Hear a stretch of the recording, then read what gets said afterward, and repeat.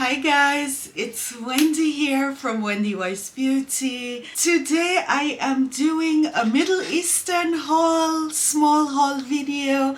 I have 3 new fragrances. I have one from Lattafa, one from Paris Corner, and one from French Avenue. The first one up, this one, it's called Habik. It's from Lattafa. Guys, I accidentally came across this perfume when I was going through the website because they are having at the moment their summer sale. This one, the outer box, it's quite pretty. This is the actual bottle. It's all plastic, but the top is metal. Honestly, I did think that the bottle would be a bit prettier in person, but it is what it is. I don't like, this plastic. It does feel like that this would break quite easily. Habik, it is inspired by Vasace Dylan Purple. You can see this by looking at the bottle. Actually, this is Habik for women. There is also Habik for men. This one, it is inspired by Jean-Paul Gaultier La Malle for men. It is the version La Malle Essence de Parfum. I did go into store and I sampled Dylan Purple so I can do the comparison for you guys. Just to start with, Dylan Purple, I have always found it to be a pretty perfume, but it was very fleeting. This barely lasted on me for, I would say, 2 hours. I never picked it up because for me the lasting power, it was, I would say, on cologne level. This is not a first impressions. Of course, I have tested this, worn it. The top notes are bergamot and pear. The heart, it's lily of the valley, freesia and jasmine. And the base, it's oak moss, amber and musk. The opening of Habik, it's crisp and fresh, same as the original. The consistency of both perfumes, it's the same. Pear is not immediately there when I sniff the perfume right off the bat, but a very faint pear note. It does appear as the perfume unfolds. It does not linger for very long, into the heart base of the perfume. It's just a pretty note which is there and it dissipates with time. The freesia note, it really explodes in the middle with jasmine as a helping note. You can say it almost smells like purple. It's a beautiful combination. The freesia, the jasmine. The base, I find it to be more musky than ambery. It's not a very complex perfume. As compared to the original, I do find that Habik, it has a bit more body when it settles. This is a perfume, I would say, for day wear. Everyday, very easygoing, non-offensive.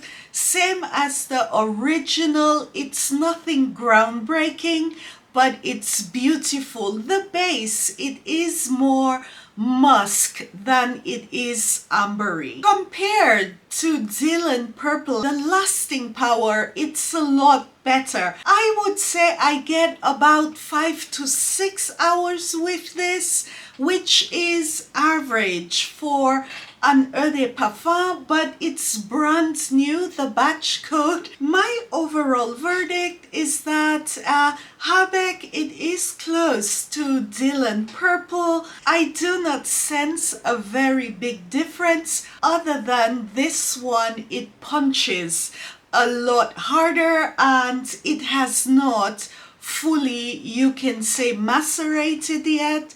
So I do expect the potency, the longevity to probably get better with time. It is nothing groundbreaking, but a very nice everyday perfume. The next one up, guys, it's Fierte Lune, and it has the same bottle as Fierte.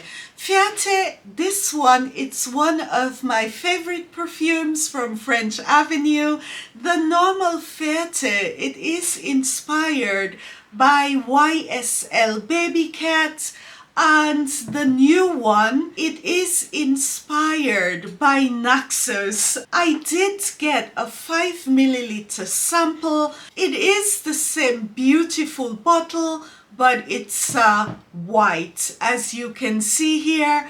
I do have Naxos, and I also have the dupe from Paris Corner, which is Vaux Elegant. I do have full reviews of both of those perfumes. So the Naxos inspiration from French Avenue, it is called Fierte Luna. And I think I said Lune, it's Luna. The top notes are lavender, bergamot, and lemon. The heart, it's honey, cinnamon, cashmeran, and jasmine. And the base, it's tobacco leaf, vanilla, and tonka bean. I compared the notes of the two perfumes, both Naxos and Fierte Luna. The notes are exactly the same. I do have Naxos here, and I have made my comparisons on both wrists, and I have worn it. Guys, unlike Vaux Elegant, which is the first Naxos inspiration that I did buy, when I smell Fierte Lune, I get Naxos immediately. What comes out, it's a very fresh citrus, and this is followed by a fragrant lavender note. Comparing the two perfumes side by side, I did notice that in Fierte Lune, the lavender note, it's a bit more fragrant, but it's lightly. As the perfume unfolds, you know, the lavender, it does taper down a little bit, and it is the same as the original. As the journey continues, this beautiful citrus aromatic opening, you know, that we all love with Naxos, the opening, it's intoxicating. It's the same with Fierte Lune, and with a bit of time, when the honey and the cashmeran enters the perfume, when it gets more towards the middle, the blend, it becomes creamier, it gains body. And in Fierte Luna, it is a bit more of a creamier composition. The honey note, it's beautiful in here. The cashmeran, it's nice and silky, and it's laced with some spicy and floral notes. It's exactly the same as Naxos. Guys, there is very little difference, you know, between the two perfumes. I do sense a tad bit more of a honey aroma in the heart of Naxos, and in Fierte Lune I get a little bit more lavender in the opening, but that's pretty much about it. And of course, like I said, the composition, you know, of Fierte Lune, it is French Avenue. It's a bit more creamy. It's a bit more indulgent, you know, than the Xerjoff composition. It's just the, you can say, DNA of French Avenue. I love this about the brand, because the compositions, they are always so creamy, so silky and polished. The base, it's a rich vanilla with tonka bean, and this is laced with tobacco, but it's not a smoky tobacco. It's more of a herbaceous tobacco note. It does have a little bit of green. Both fragrances have this same aspect to them. In Vaux Elegant, which is from Paris Corner, this one, it's quite far away from Naxos. I do not wear this very much. I use it just for comparison because for me this one was a fail. It's been sitting here for over a year. It has not changed much.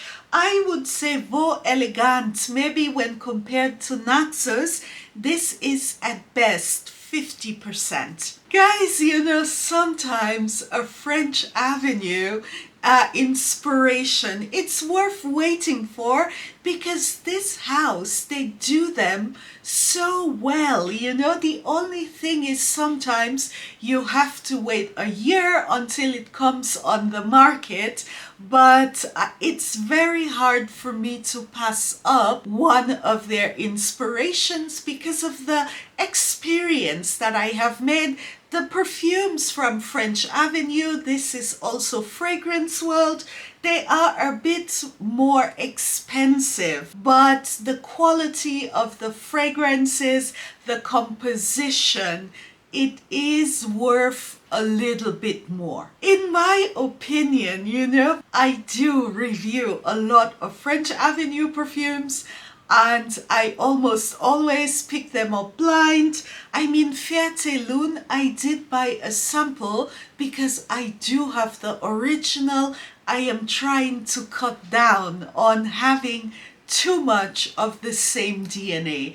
But this one, it is, I would say, 95% the same perfume, with the exception it is a bit more of a creamier feel, like I said, when you spray the perfume, but it smells exactly the same. The difference is typical for French Avenue. It has power, it's more potent, it projects more, and the lasting power, it is superb. It can only get better with maceration, but I am smelling the perfume, I have worn it. I do not think it's a perfume which necessarily needs to sit there for a month prior to wearing it. It's ready to go. The next one, it's from Paris Corner, coming from their Le d'Espoir series. This series from Emir Paris Corner, all of the perfumes are inspired by Louis Vuitton perfumes. Guys, I have already reviewed 2 of them. One of them was Memories of Summer. This was the first one, and it is inspired by, I will leave it at the bottom. This one has a fabulous ginger note. I am in love. And the other one, it's Serene Grove, and it's inspired by Pacific Chill. This is one of the only inspirations of Pacific Chill that I was satisfied with. I will link this video to this one, and the third one in the series, it is this one, and it's called Arena Intense. They all have the same packaging. This is quite pretty.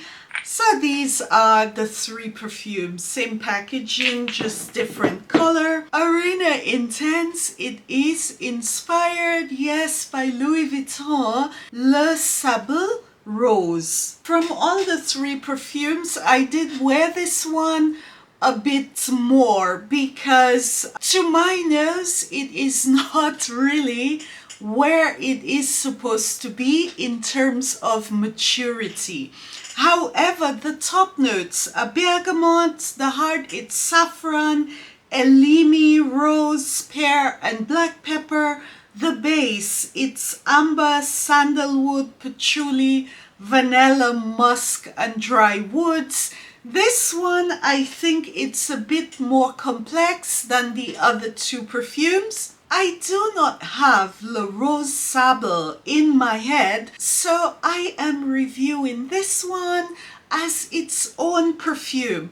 But when I smelled Arena Intense, I immediately started thinking about Ombre Nomade. This one, it is an inspiration from Ad Al Safran. It is my favorite inspiration of this perfume. So I did sniff compare both fragrances, you know, because I immediately just thought of Ombre Nomade, and to my nose, Arena Intense, it is a bit of, I would say, a stripped down version without oud and not as busy. The rose, it is not as strong, so I see this as a much lighter version of the perfume. It's not exactly the same, but to explain to you in which direction the rose is going, the rose note in Arena Intense, it's a spicy rose, to put it that way. The opening, it is fresh, it's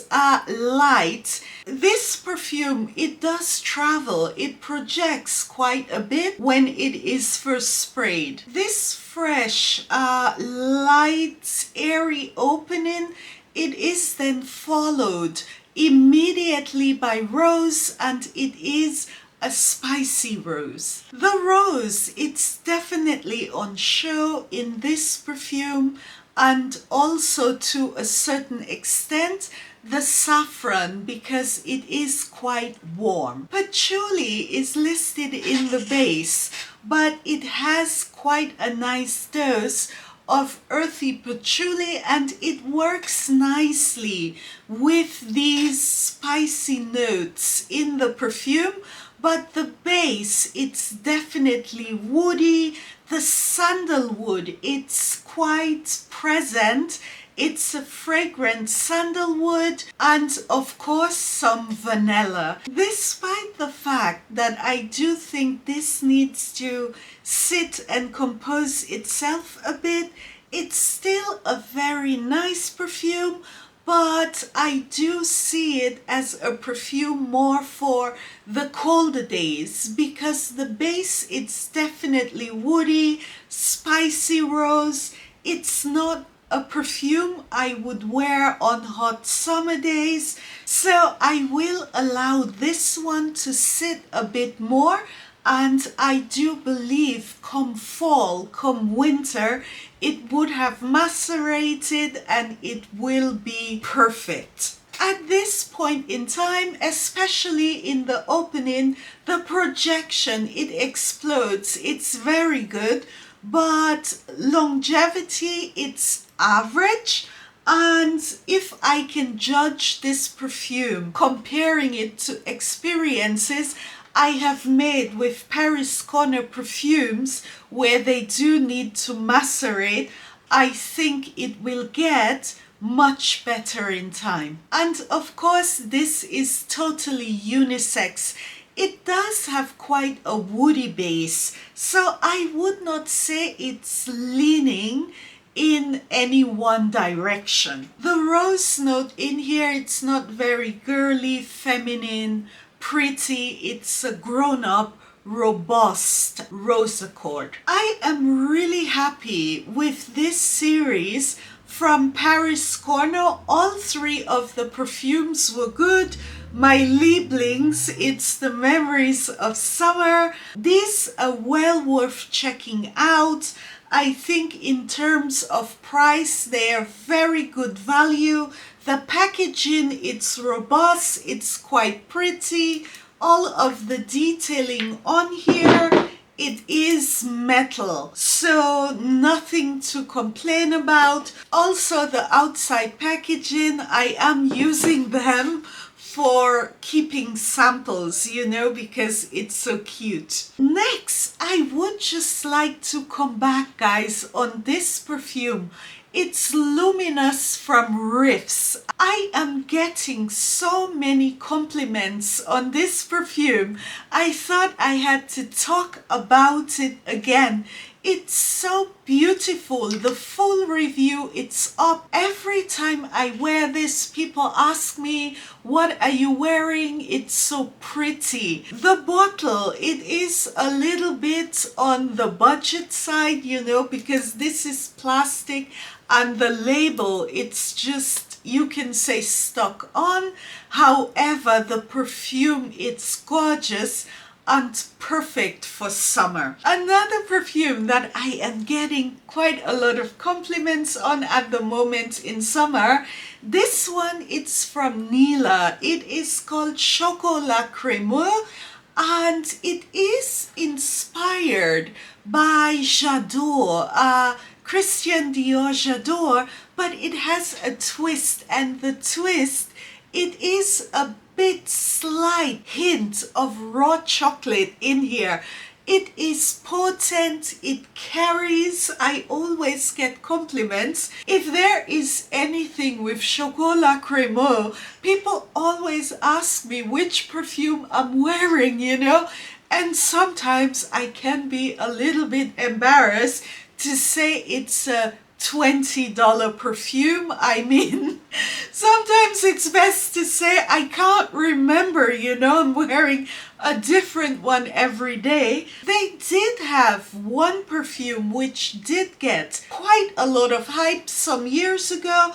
I believe it was called Choco Vanilla. I did get a sample of that one. It was okay. It was a nice vanilla, but I do have so many vanilla perfumes. But Chocolat Crémeux, it's a beautiful perfume, a nice rendition of J'adore. Another one where the compliments keep coming is Dura from Lattafa Emirati.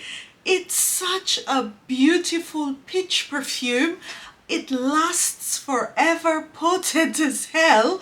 And ever since having bought this perfume, you can say I quasi forgot about Guerlain Exclusive, the new peach perfume. I was going crazy for this one. I will probably still get it at some point. These two perfumes, they are not very similar. I am a bit picky about peach because sometimes I do get nauseated by a very strong peach accord.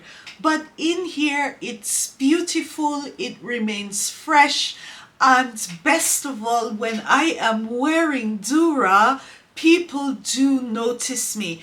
I would also like to say that this is now appearing on the Lattafa website. Well, definitely here in Germany, so I assume it's also the same in the UK, South America, wherever you are in the world. I love this bottle. I love the color. They do say that there is hibiscus as a note in this perfume, but the mélange, the mix of notes, it does come out like peach. So this was my little extra for this video. Thank you guys for watching. Please do not forget to like and subscribe, and hope to see you again soon on my channel. Tschüss!